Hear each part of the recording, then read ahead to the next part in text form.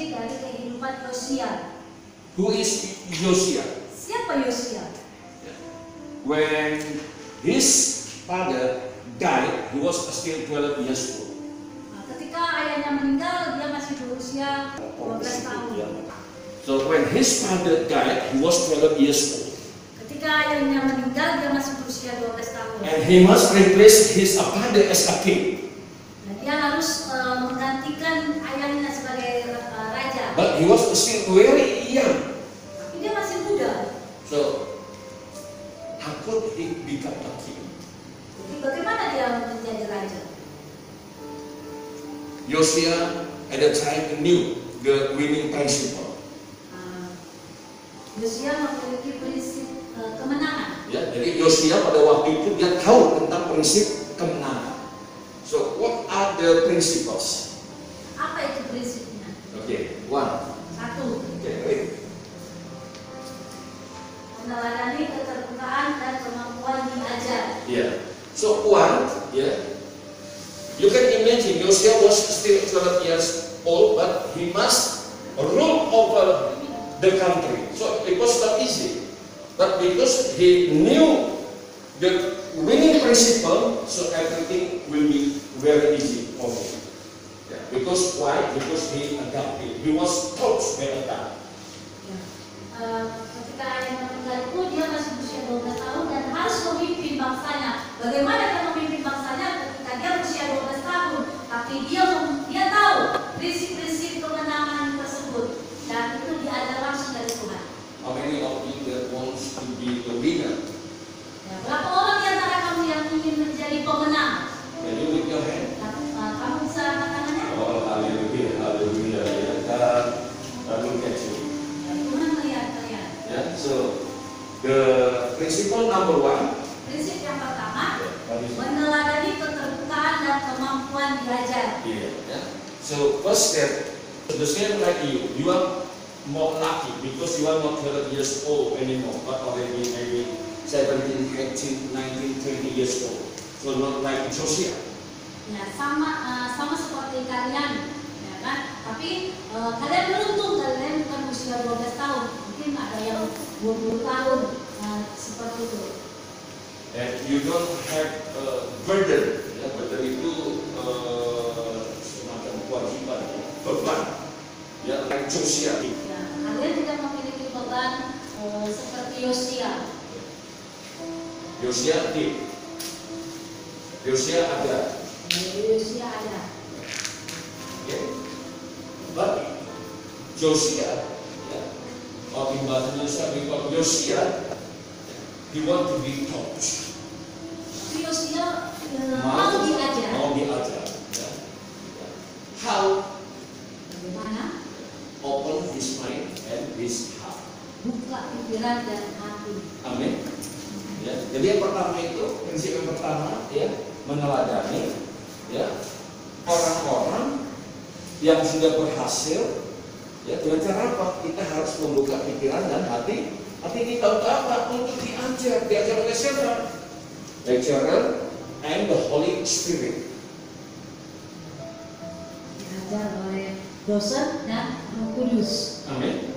So that's principle number one. And then principle number two, tetap aja konsisten di situ. Di situ juga ada. Tidak ada di situ. Ya.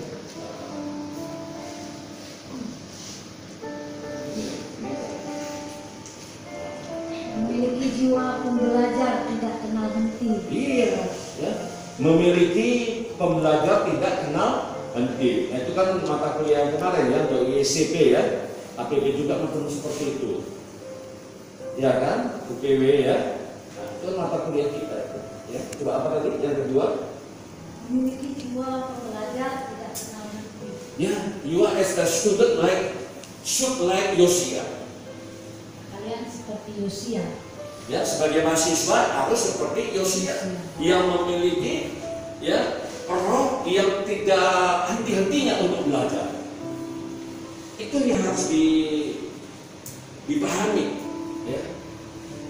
You must have spirit that you won't never stop to study. So I would say that it is like education. Ya, kalian harus memiliki roh yang suka belajar. Ya. Dan itu seperti ya pembelajaran seumur hidup, like I myself.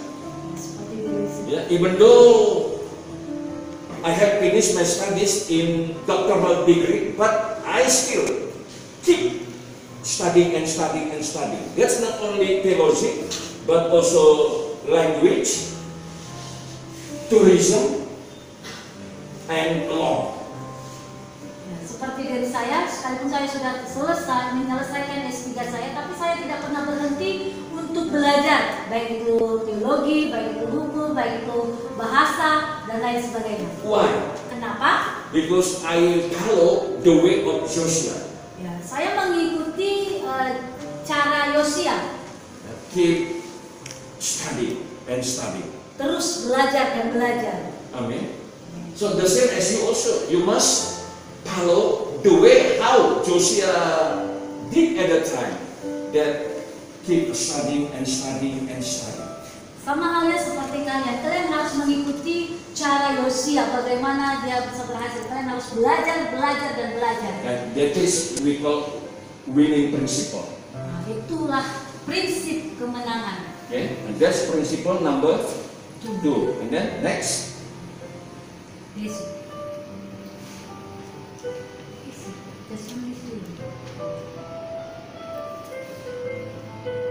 this one. Membaca. Yeah. Okay. So how can we conduct that principle? Bagaimana kita dapat melakukan prinsip ini? One, Pertama, reading. membaca. How many of you like reading? Berapa orang di antara kamu yang suka membaca? I don't know if you like reading or not. Saya tidak tahu apakah kalian suka membaca atau tidak. But as a students of the law, Tapi sebagai mahasiswa hukum, you must read aloud. kamu harus belajar. As a student of tourism, Nah, sebagai mahasiswa UPW, you must read aloud. kamu harus belajar. Otherwise, you cannot give some information to your guests. Ya, kalian akan mendapatkan. Jika tidak, Tidak, kamu tidak akan mendapatkan informasi. tidak dapat memberikan informasi kepada tamunya.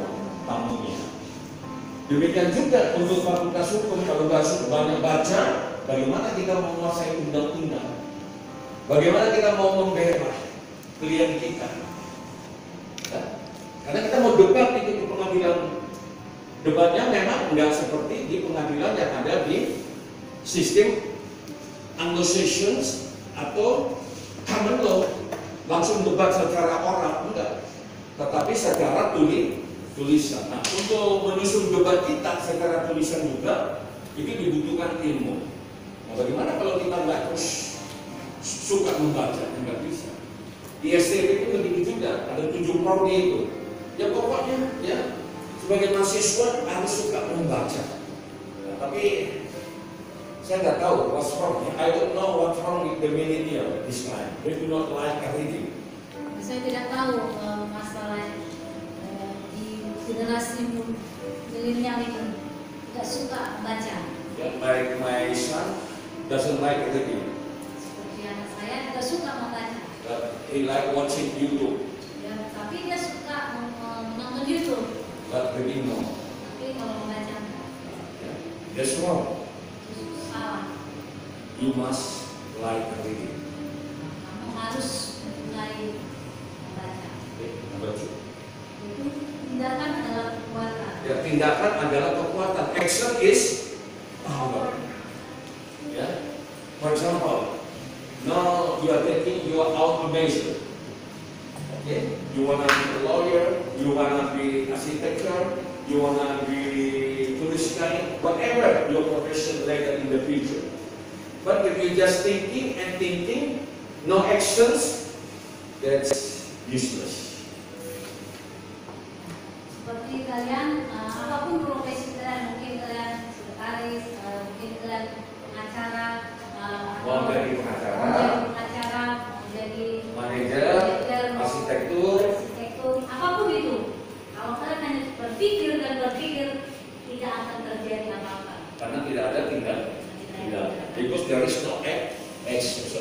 is very important in Christian life. Tindakan itu adalah hal yang paling penting dalam kehidupan orang Kristen. The same as this afternoon. Sama halnya dengan sore hari ini. You are listening to God's word. Kamu mendengarkan firman Tuhan. But if you just listen, Tapi ketika kau hanya mendengar, no action, tidak ada tindakan, that's also useless. itu akan gagal. Sia-sia. Sia-sia. Amin. Ya, sia-sia.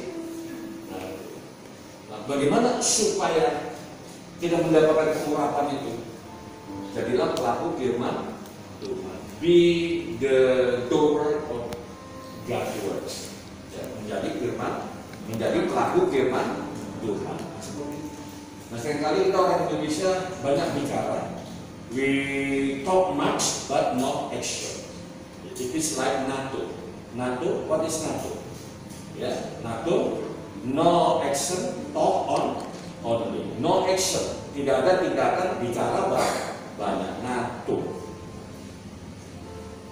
Ya, so no. Read and then action.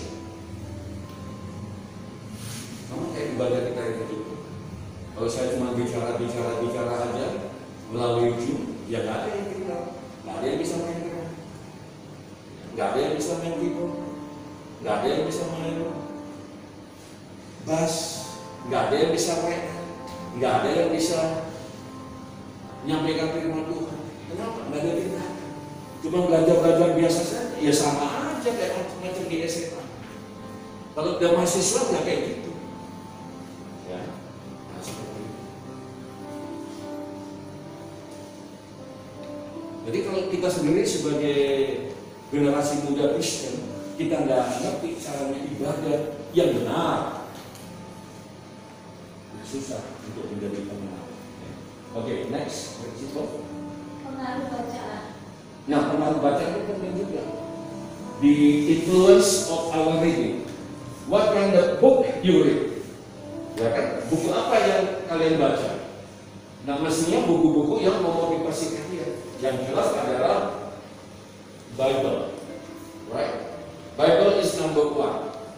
So you should put the priority to read the Bible first. Required, because this is words of God, and this is very powerful that can change your life. Jadi kamu harus mengutamakan membaca Alkitab karena ini adalah luar biasa dan mampu mengubah kehidupan kalian. Amin. Yeah. After a Bible, and then the book that you are studying at the university. Selain Alkitab, dan juga membaca buku-buku dari mata kuliah kalian. I myself, I have a lot of book to read. Saya sendiri banyak buku yang sudah saya baca. Yeah. So I just not buy, but I also read those books. I just not only read, but I also read those books. Tidak hanya membaca, tapi membacanya banyak berulang-ulang. Ya, membaca buku-buku itu. Ya. Amin. Jadi bacaan itu akan mempengaruhi kehidupan kita. Our reading will influence our life. Jadi kalau kayak di STP macam-macam, ada yang pertambangan, ada yang PWK, ada yang arsitektur, ada 7 prodi itu sesuai dengan bidangnya masing-masing. Harus banyak di situ. Sekali-sekali di YouTube ini coba lihat. Kalau saya, ini mahasiswa hukum ya, saya suka itu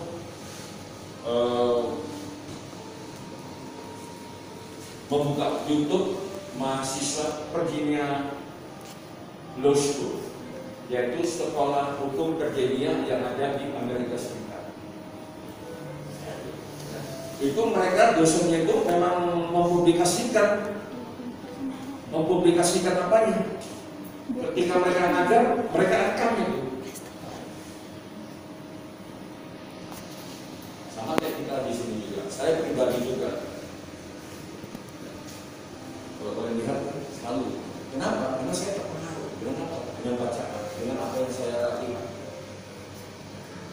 Saya ingin menjadi dosen yang modern.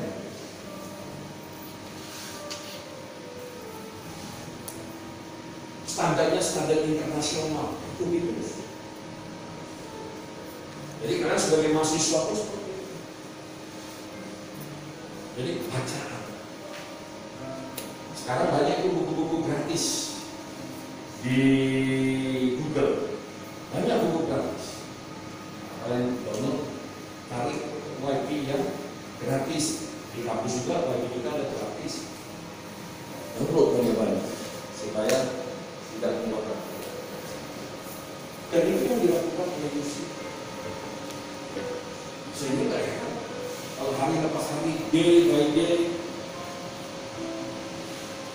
he got better and better.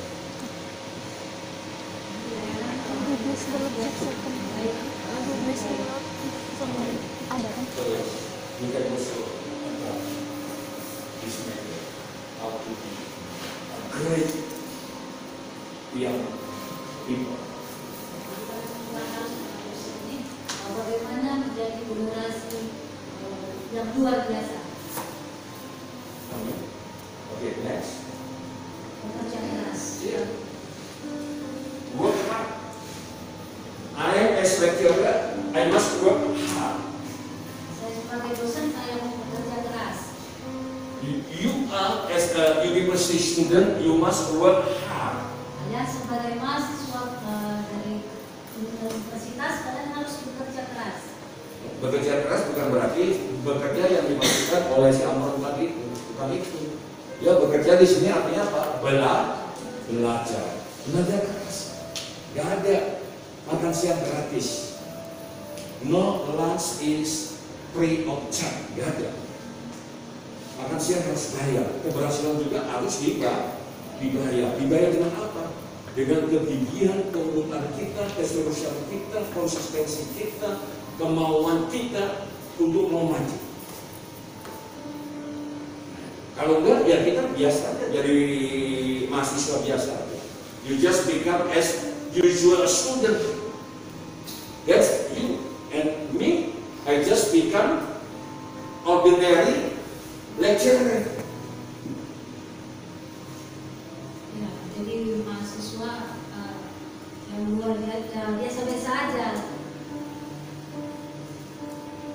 And me, Saya become ordinary lecturer. jadi dosen yang luar biasa. Yang biasa saja. Ordinary itu ya biasa. Ya. Luar biasa itu be a great lecturer. Extraordinary. Ya, luar biasa. Ya. Nah, ini baru saya bahasa Inggris. Bagaimana? Kalau saya masuk di kelas UPW, ada yang belajar bahasa Prancis. Saya tes bahasa Prancisnya belum jangan dulu Pak. Kenapa? Ya kenapa saya bisa bahasa Prancis? Kenapa saya bisa bahasa Jerman? Kenapa saya bisa bahasa Arab? Ya karena saya bekerja keras. Bekerja keras itu menjadi kesukaan. So it is as my hobby. My hobby is working hard. My hobby is studying. My hobby is reading. My hobby is writing. Hobi saya itu bekerja keras, hobi saya itu belajar keras dan menulis keras. Hobi saya menulis. Doing the research. Melakukan penelitian. Like this book. Yeah. So this is your book that you are having. Nah kalau hard copy-nya seperti ini, kalau digitalnya, nah, ini hasil penelitian semua, bukan asal ditulis. Nah, sebagai seorang dokter, kalau menulis ya harus ilmiah, gampang, susah. Tapi lama-lama karena kita udah terbiasa, akhirnya menjadi gampang. Bicara pun seperti itu. Tapi perlu latihan, semuanya perlu latihan. Bicara di depan mereka pastor, ya kan? Dia juga kan masih mahasiswa semester 7 hukum. Kalau bahasa Inggris ya masih patah-patah, ya nggak apa-apa. Konsisten, intinya apa? Konsisten. Amrol juga, ya. Tapi nggak apa-apa, itu mahasiswa, nggak ujuk-ujuk langsung hebat, enggak. Semua ada proses. Nah prosesnya inilah yang harus doakan supaya apa? Jangan jenuh, jangan malas, akhirnya muntah mundur tanpa berita. Gak ada informasinya, seolah-olah di terang bumi. Nah ini khususnya kalian yang dari daerah. Ya.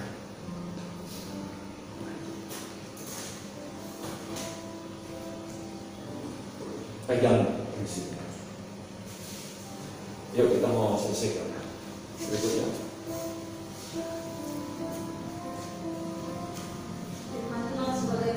Ya itu yang terakhir. Firman Tuhan sebagai pedoman. Word. Jadi firman Tuhan itu dalam bahasa itu disebut sebagai word of God atau God's word. Tapi kalau mau singkatnya bisa disebut word. Word itu merujuk pada firman Tuhan. So word must be our foundations on our life. Ya, jadi firman Tuhan itu adalah fondasi dalam kehidupan kita. Itu pegang. Mau apapun disiplin ilmu, pegang firman Tuhan. Pelajari. Saya yakin kalau kamu pegang ini, kehidupanmu pasti. If you keep this word and make it as your of your life, I'm very, very sure that you will be successful in your study. Kita menjadikan firman Tuhan itu pedoman dalam kehidupan kalian. Saya dengan percaya kalian akan menjadi berhasil dalam studi kalian. Amin. Ayo, ya. Jadi jangan menjadi mahasiswa biasa. Jangan kita udah datang dari daerah. Ya. Belajar boleh di Dermagung karena uang kuliahnya murah. Tapi kalau kalian mengikuti apa yang dilakukan oleh Yosia ini dengan prinsip-prinsip yang dia kerjakan, mau diajar, mau membuka pikiran, mau membuka hati, mau membuka diri, tentu untuk hal-hal yang sehat ya, seperti pengetahuan, bacaan, dan firman Tuhan sebagai fondasi kalian.